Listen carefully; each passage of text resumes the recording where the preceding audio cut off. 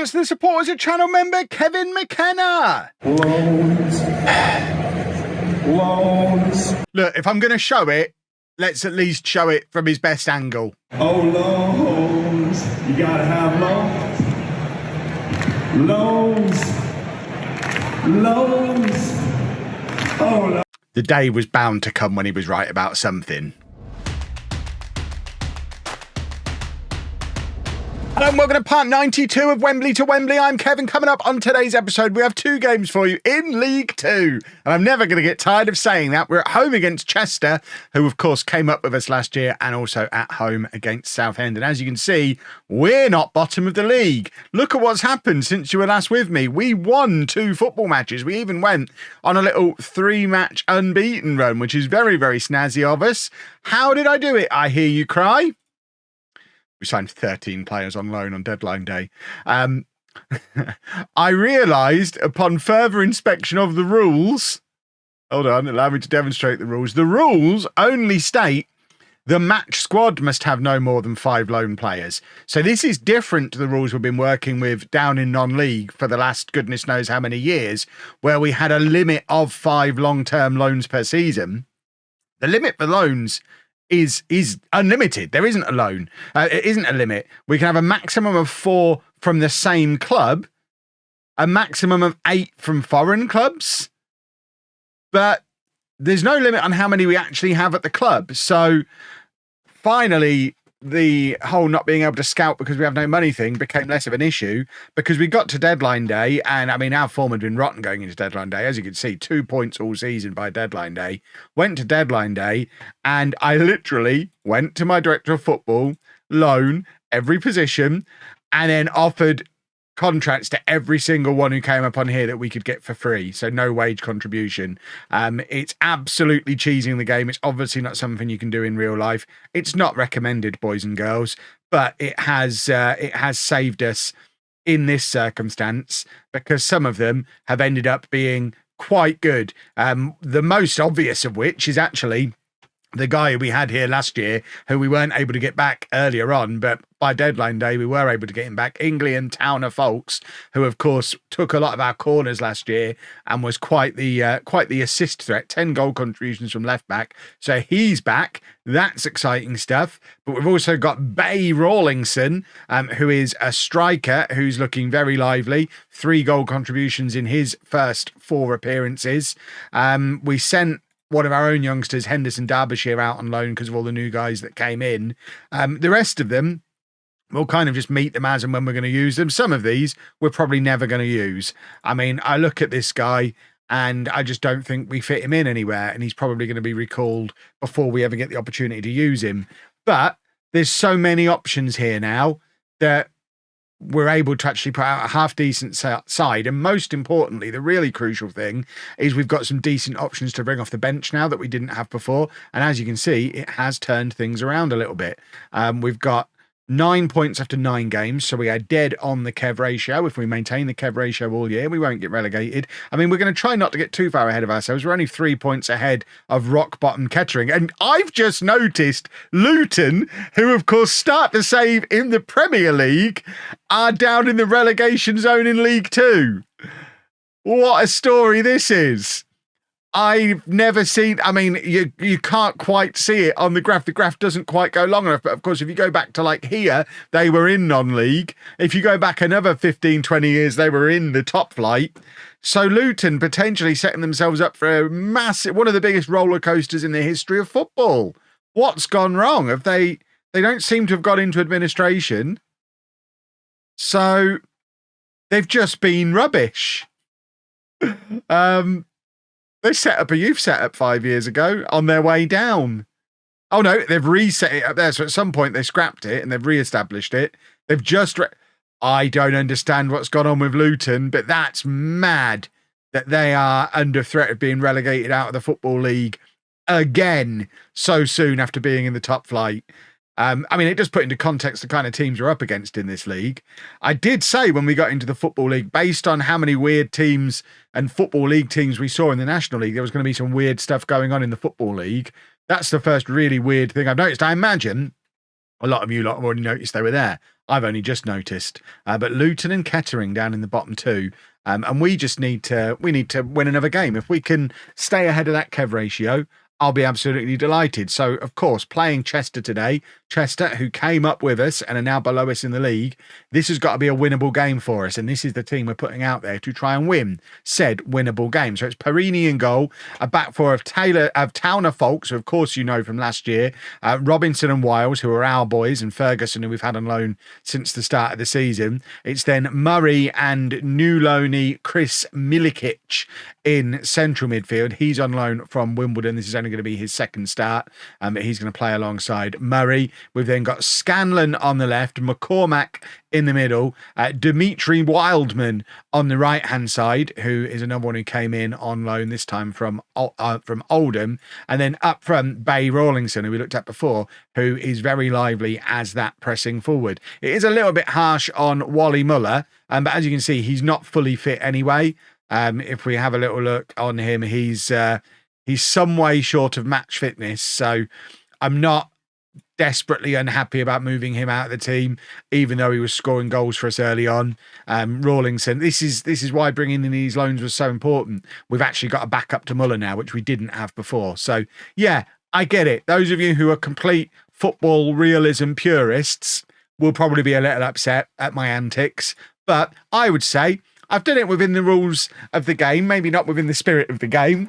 And there's so much stuff that's been working against us in this save that I think wriggling back a little bit and fighting back against Football Manager is fine, because ultimately the financial problems we've had all the way through have been unrealistic as well, especially the fact that we consistently go way over our scouting budget without ever doing any scouting. So I think this is just me getting a little bit of revenge on the game for putting us through 10 years of constant financial problem. Well, now we've got a mid-table League Two squad of players that's not costing us anything. So it's offering us a little bit of balance. And let's face it, it's good for this series if we stay up this year. So if this is the way we have to do it, this is the way we have to do it. And hopefully, slowly but surely, the financial problems start to sort themselves out. Our reputation starts to go up.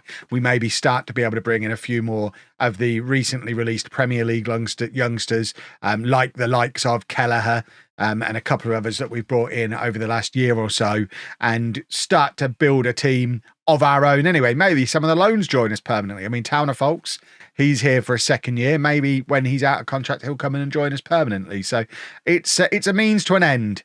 We've got to keep pushing forward in this save, because obviously Football Manager 2025 is starting to just poke its eyes over the horizon. It's still several months away, but we're very aware that it is looming. It's on its way, and we do want to complete this save before that game comes out. So where are we now? August. I imagine by mid-October we'll be playing early access to FM25. I don't have any inside information on that, but that's how it's been for the last goodness knows how many years. So unless the game is delayed, with the relaunch, they go for a different launch date and different launch plan. But there you go, there's Milikic. But assuming we follow the typical shape of how it's been for as long as I've been doing this as a creator, we've effectively got 2 months from here to get this save complete. 2 months at 5 episodes a week. What's that? 40 episodes. So we've taken 90 to get to this point. So we've effectively got half again of what we've already had. If we can get this team to the Premier League in 40 episodes, which is probably 4 or 5 seasons, which is a tall order. But if we can get us to the Premier League or a domestic final or both, I think if we can get, let's say we've got 5 more seasons, if we can get promoted to the Premier League and get to the FA Cup final or the League Cup final, I think that's a result. I think that's a suitable point to end the save off. So it's a very roundabout way to say, yes, that's why we've used a little bit of a shortcut. And I would say I'm not proud of myself, but I am. I'm very proud of myself. I was giggling about it when I went to bed last night because it's been so effective. Imagine if we get promoted this year with this team. Because look, we are ahead now. We're only 3 points behind Crawley. Contrary to what we've had in the last couple of years in the National League South, this league is much easier to get promoted from than those leagues. The quality is often very similar between League Two and the National League. I've found that in lots of saves over the years. So the step up isn't enormous, but rather than there being just the one automatic promotion spot, you have 3. plus the playoffs. It's also pretty hard to get relegated from this league, unless you're Luton, who like to do it every 15 or 20 years, go to the Premier League in between the two. But yeah, I think we're shaping up for jolly nice things. There you go. We're going to make loads of changes. Kelleher and Muller both coming on. See, what a contrast from the last episode that we're able to make a substitution like that. Kelleher and Muller, at the start of the season, I would have had them certainly in our top 3 players. They probably still are. They're some of the best players we've got at the club. But they've both played a lot of football. They've both taken knocks. Neither of them fully fit. So we're able to rest them and then bring them on with 20 minutes to go. And rather than what we were doing at the start of the season, where we were making our substitutions and weakening the team, we've strengthened the team with substitutions with 20 minutes to go. Unfortunately, it has led to us equalising, but I don't think you can blame changing the striker with them getting in behind our back 4. It's just one of those things. But it would be nice for us to go and grab a winner now. And with the better players on the pitch, there's always the chance that we can. So let's make a few changes. And there you go. That seems like an acceptable quantity of changes. We're not going to go attacking. We're not going to go crazy.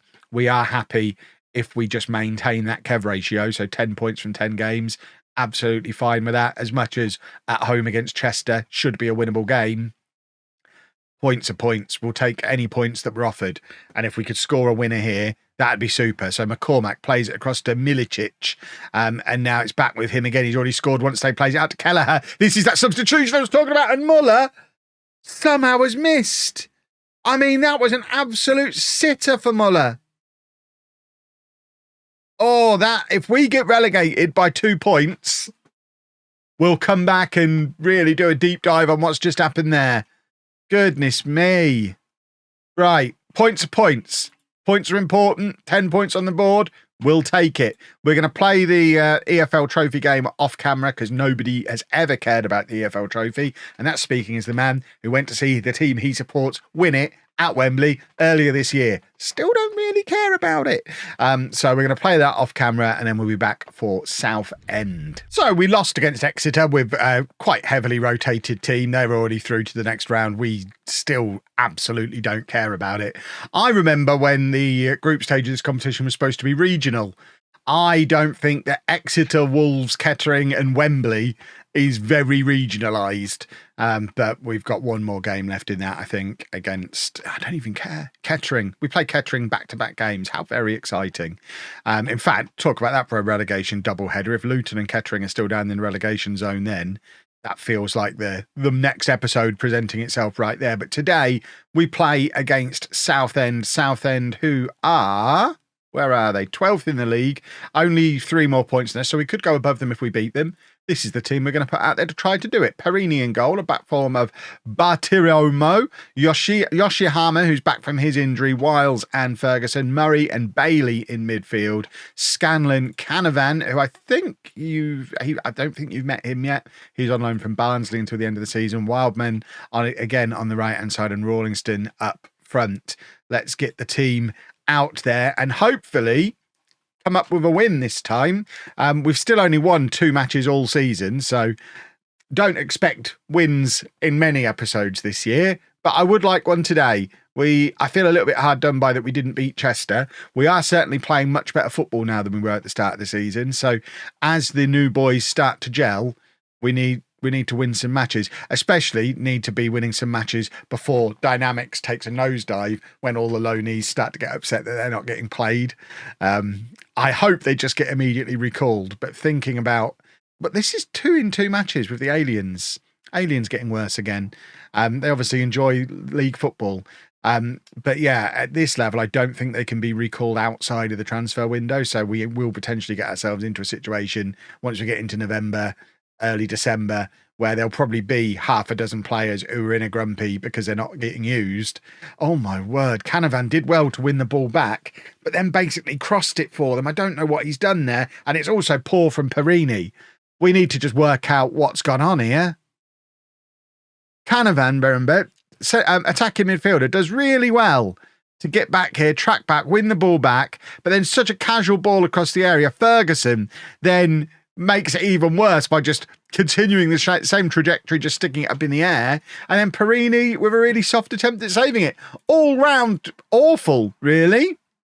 That wasn't very good at all. We're going attacking, and hopefully we can drag ourselves back into the game. But Southend look like a level above us, which is, I mean, it is the case for most teams in this league. They're mostly a level above us.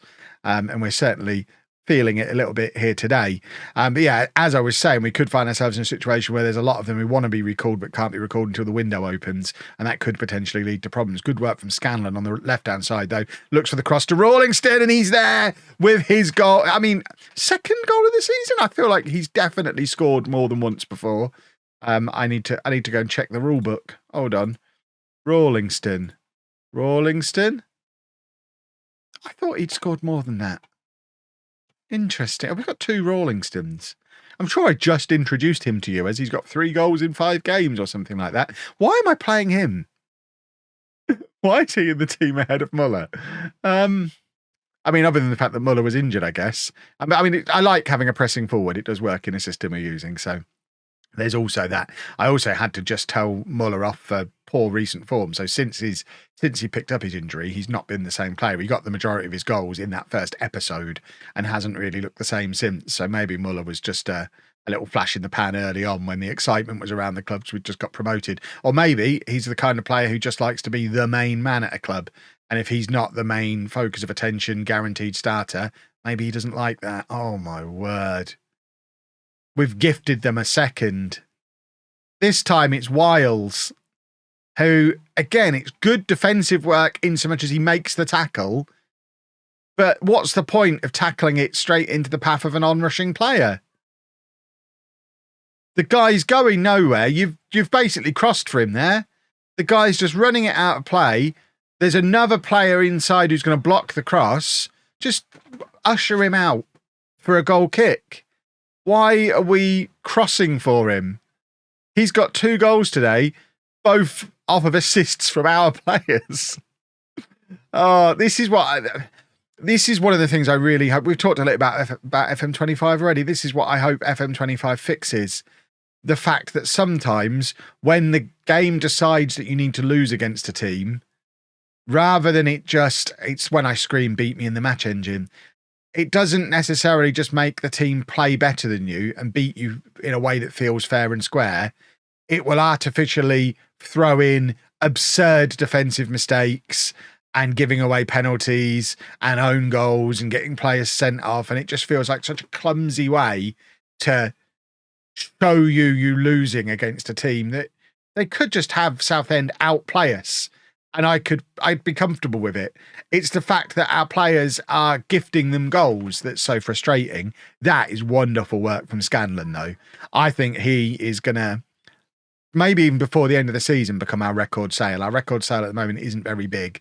And I feel like this boy could and should be playing at a higher level. And we could actually get some decent money for him at some point, because he doesn't look out of place at all playing in the Football League.